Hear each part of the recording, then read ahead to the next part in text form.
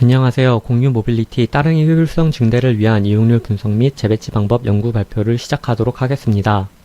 발표는 프로젝트 목표, 진행 현황, 프로젝트 결과 순으로 발표하겠습니다. 저희 팀이 이 프로젝트를 시작한 이유는 코로나임에도 불구하고 공유 모빌리티 시장이 급격한 성장을 겪었기 때문입니다.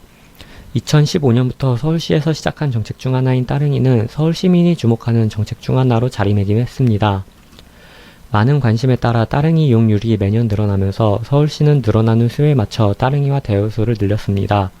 하지만 여전히 따릉이와 거치대 부족 현상에 대한 문제가 계속되고 있습니다.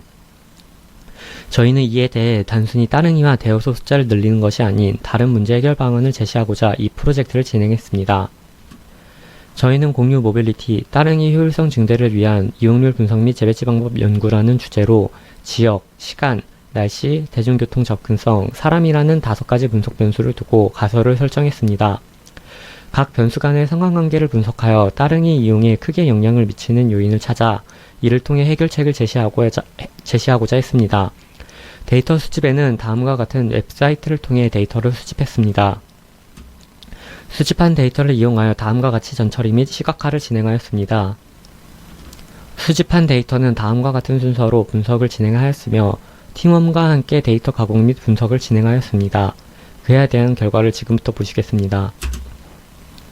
첫 번째는 시간이라는 분석 변수를 두고 다음과 같은 가설을 세웠습니다.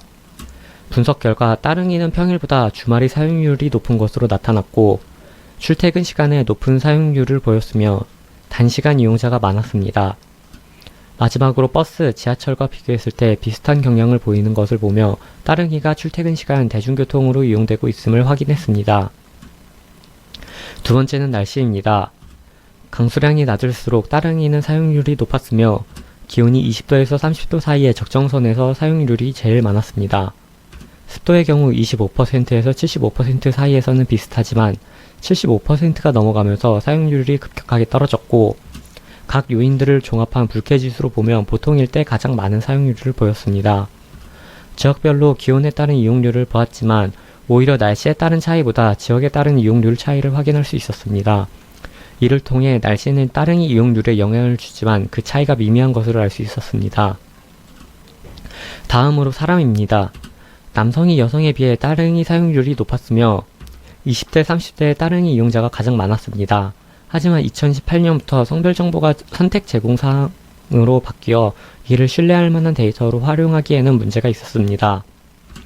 때문에 생활인구와 따릉이를 지역별로 분석한 결과 생활인구가 밀집할수록 따릉이의 사용률이 증가하는 것을 확인할 수 있었습니다.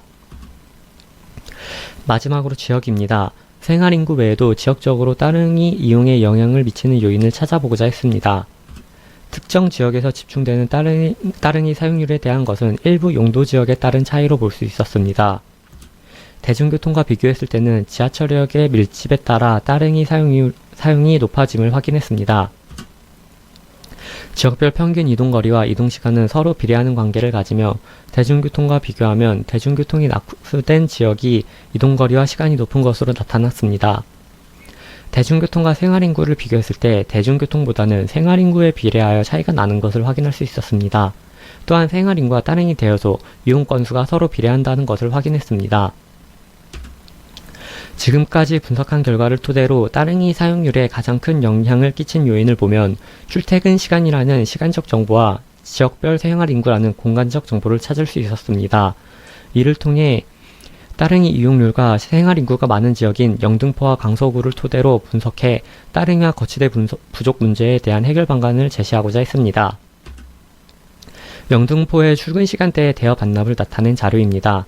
빨간색은 과대여, 파란색은 과반납을 의미하며 과대여와 과반납이 이루어지는 대여소는 군집화되어 있다는 것을 확인할 수 있었습니다. 퇴근 시간대의 대여 반납 자료로 출근 시간대와 마찬가지로 과대여, 과반납 대여소가 군집화되어 있는 것을 확인할 수 있습니다. 우측의 상관 분석 결과를 통해 특정 요일만 군집화된 것이 아닌 모든 요일이 비슷하게 군집화되어 있다는 것을 알 수 있었습니다. 6월 8일부터 12일까지의 출퇴근 시간 대여소 표준 편차입니다. 표준 편차 평균 이상의 대여소만 뽑아낸 것으로 출퇴근 시간에 이용되는 대여소가 서로 비슷한 것을 확인할 수 있었습니다. 추가적으로 영등포뿐만 아니라 강서도 분석을 해본 결과 영등포와 마찬가지로 과대와 과반납이 군집화 이룬 것을 확인할 수 있었습니다. 표준 편차 또한 출퇴근 시간대의 대여소가 비슷한 점을 보이는 것을 알 수 있었습니다. 서울시에서는 따릉이 재배치에 대해 전문 인력을 배치하여 대여소 거치대의 70%에 달하는 따릉이 숫자를 유지하는 것을 목표로 하고 있습니다. 하지만 분석 결과를 통해 과대여가 일어나는 대여소는 거치대의 70% 이상, 과반납이 일어나는 대여소는 70% 이하의 따릉이를 배치한다면 과대여 과반납 문제를 해결할 수 있을 것으로 보입니다. 또한 출퇴근 시간 사용이 집중되는 대여소를 특정해 이를 중심으로 재배치하는 것을 제안합니다. 이상으로 발표를 마치겠습니다. 감사합니다.